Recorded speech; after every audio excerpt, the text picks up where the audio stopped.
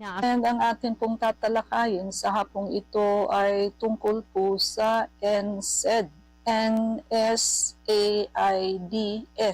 no? So, ang ibig sabihin po niyan ay non-steroidal anti-inflammatory drugs. Isa ito sa klase ng medication na commonly used para to stop inflammation and pain, para ho sa mga masasakit ito, and also to lower down fever. And they work by inhibiting enzyme involved sa production ng prostaglandin.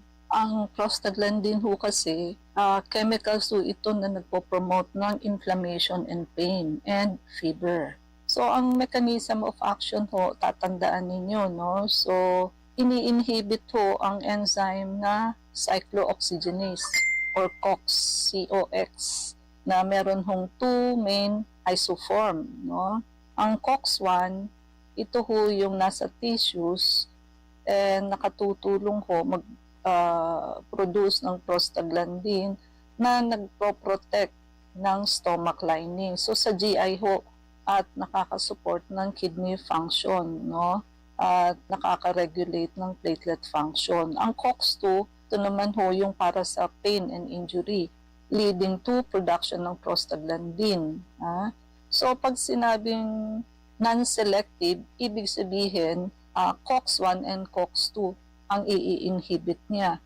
Pero pag mga COX-2 inhibitor, ibig sabihin, hindi niya i-inhibit yung COX-1. So, ibig sabihin, wala ho siyang side effects sa sikmura. So, para sa pain lamang po siya, no? Although, sa clinically, no, ang COX-2 inhibitor, so wala nga hong side effects sa stomach. But, sa pagkocontrol naman ho ng pain, napakahina po. So, mostly, syempre, umiinom ng pain reliever, intense yung pain, kaya nga hindi matiis at iinom, tapos bibigyan mo ng pain reliever na mahina naman. Usually, yung umiinom nitong mga COX-2 inhibitor, wala po, hindi rin na-alleviate yung pain. Kung meron man ho, hindi ho enough yung pain relief na nakukuha, no? And ang type po ng NSAID, ito na nga ho, yung non-selective. So, sabihin, ini-inhibit niya both COX-1 and COX-2. Example ho, ibuprofen, yan, non-selective. So, pareho ho, no? So, ibuprofen, ginagamit to, mild to moderate pain, inflammation, and pwede rin ho sa fever. Naproxen, longer fasting effect than ibuprofen, and ginagamit ho ito, pati na sa mga arthritis and muscle pain. So, sa pain relief ho, mas potent ho ang naproxen, no? At mas naglalast po siya. Aspirin, may anti-platelet effect ho siya para hindi magdikit-dikit yung platelet. Kaya ginagamit din ho ito para as blood thinner sa mga may sakit sa puso. Diclofenac, often used for arthritis, but mas may higher risk po ito ng cardiovascular effect. So, hindi ho masyadong pwede sa may mga sakit sa puso.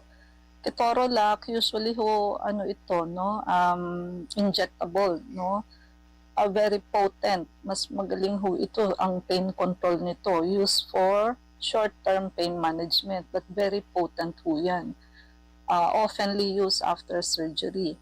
Indomethacin, ginagamit ho ito for gout and rheumatoid arthritis, but mas malakas ho ang gastrointestinal side effect po nito. Mas nakakahabdi ho ito ng sikmura. And aside from non-selective, so meron ho tayong selective COX-2 inhibitor. So ito ho yung walang GI side effect. Celecoxib, no, or Celebrex, ginagamit ho ito for arthritis, pain, and inflammation, and mas may lower risk ho ng stomach ulcer kumpara ho sa traditional NSAID na mga binanggit natin, but may increase naman ho ang cardiovascular risk, no? At etoricoxib, similar ho sa celecoxib, but may stronger anti-inflammatory effect, no? Para sa akin po, baliwala ang pagbibigay ng celecoxib. Kasi ho, yung pasyenteng iinom ng pain reliever, lalo na ho, rheuma, talaga hong masakit. Tapos bibigyan ng Celecoxib, hindi naman ho sila nare-relieve, no? So, mas better ho to give NSAID na non-selective, bigyan niyo na lang ho ng protection yung stomach like proton pump inhibitor, no? But of course, hindi ho pwede araw-araw kasi masisira ho ang kidney, madadialysis ho ang pasyente. At ang mga gamit ho ng NSAID, siyempre ho pain relief, nangunguna yan para sa headache, muscle pain, menstrual cramps, dental pain, and yung mga post-op, post-surgical pain. Anti-inflammatory para sa osteoarthritis, rheumatoid arthritis, tendonitis, bursitis, and gout. No? Fever reduction, commonly used to lower fever. But kung fever lang naman ho, doon na kayo sa paracetamol, wag na ho sa NSAID. Cardiovascular protection, low-dose aspirin, no? Ginagamit ho to prevent heart attack and stroke by reducing blood clot formation. Kung sa puso ho ang kailangan nyo, aspirin ho ang gamitin ninyo, no? Ang mga side effect and risk ng NSAID, which is non-selective, of course, gastric bleeding, gastritis, stomach ulcer, pwede rin ho magkaroon ng perforation ng stomach or intestine. Kaya ang solusyon po dyan, huwag kayong uminom ng non-selective like mga ibuprofen nang wala hong laman ng tiyan ninyo. Or bukod ho doon, mag-inom na ho kayo ng protection sa stomach like mga proton pump inhibitor, no? Like prazole or omeprazole.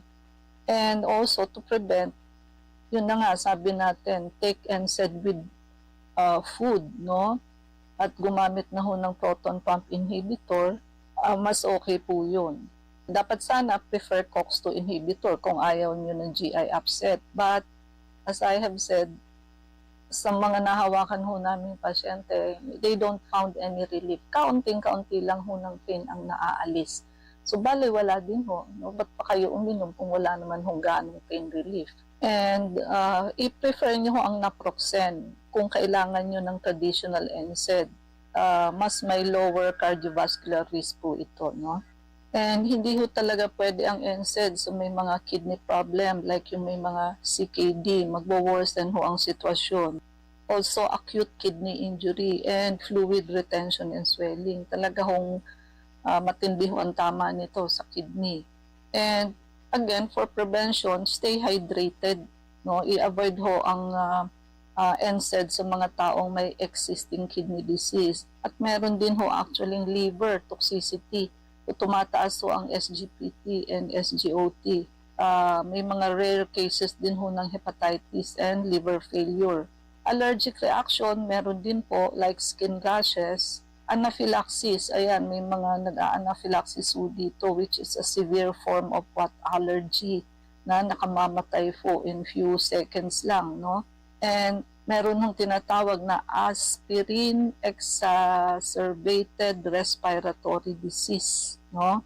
So, AERD, aspirin exacerbated respiratory disease. Ito ho ay isang kondisyon in which yung NSAID nagtitrigger ho ng severe asthma. So pagka ho ganun, tatandaan nyo yun para hindi na ho makagamit uli ng specific NSAID na yun. Hematologic effect, may bleeding tendency ho due to platelet inhibition, especially sa aspirin lamang naman ho ito. At ang contraindication ho natin, yung may mga history ng stomach ulcer or bleeding, i-avoid na ho ang mga NSAID.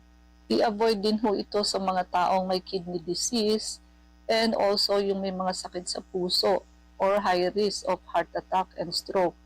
Pregnant women also, especially in the third trimester, yung huling 3 buwan po, and people with aspirin-sensitive asthma. At tatandaan nyo itong mga drug interaction ng NSAID. Hindi ho pwede itong isabay sa anticoagulants tulad ng warfarin and heparin. O minsan ho, merong pasyenteng nabibigyan ho ng warfarin tapos at the same time aspirin, no? Minsan ho kasi nagbibigay ng 2 blood thinner, anticoagulant yung isa, no? So, remember, warfarin, hindi ho pwede isabay sa naka-aspirin, no? Corticosteroid, hindi rin po pwedeng isabay sa corticosteroid, no? Dahil nakakakos nga rin ho ng ulcer ang corticosteroid. O eto pa ho, tandaan nyo, hindi ho pwede ang mga NSAID sa mga naka-ACE inhibitor at ARBs.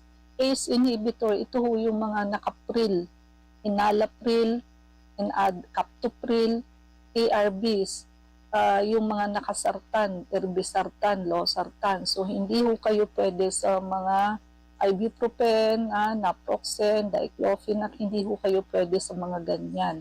O ang dami hong naka-ACE inhibitor and ARBs na pag humapdi ho ang may masakit sa katawan, magte-take ng NSAID, di ho ba? So, diuretics, yung mga umiinom ho ng pampaihi. So, nare-reduce ho yung efficacy, no?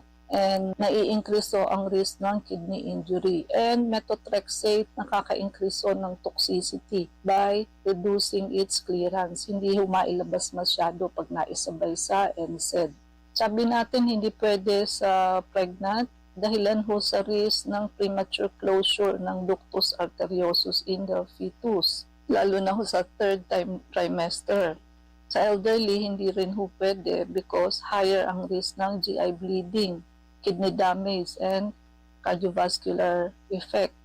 Sa mga bata ho, ibuprofen is safe in children over 6 months old, no? Aspirin should be avoided in children due to the risk of Ray's syndrome. Pagka may overdose and toxicity, ang mga simptomas ng NSAID overdose, nausea, vomiting, and abdominal pain. Yung pagkahilo and confusion, kidney failure in severe cases, mawawalan ho ng ihi, GI bleeding, seizure, although rare naman ho. So, dapat ho, for supportive care, bigyan ho agad ng IV fluids, stomach protection, and i-monitor ho ang ihi. And pag severe cases, imagine ninyo, pwede kayong ma-dialysis. And kung meron kayong readily available na activated charcoal, pwede rin po. But reminder regarding activated charcoal, hindi ho ito pwedeng iniinom araw-araw, tulad ho ng ina-announce ng mga ibang radio broadcaster. Hindi po, kasi ang activated charcoal po, hindi siya selective. So, pati ho essential minerals ninyo, mababind niya, mahahatak niya palabas sa ihi. Manghihina ho kayo pag naka-activated charcoal kayo everyday, especially in high doses. Take note of that, no? And lately, meron na rin ho tayong mga topical NSAID, yung usually ho diclofenac gel, no? So, nakakapag-provide ho ito ng localized pain relief with fewer systemic effect, no? Kaya ho, kung hindi naman ho gaano ang pain, wag na ho kayo mag-take ng pain reliever. But also, again, kung ano ho ang root cause ng pain ninyo, no, yun ho ang ipagamot ninyo. At hindi ho kayo pwedeng mag-take ng NSAID pain reliever lifetime. Masisira ho ang kidney ninyo. Mauuwi kayo sa dialysis. Sa amin ho kayo pumunta dahil sa amin po lagi hong root cause ng sakit ang ginagamot, no? And wake up call po sa mga may diabetes and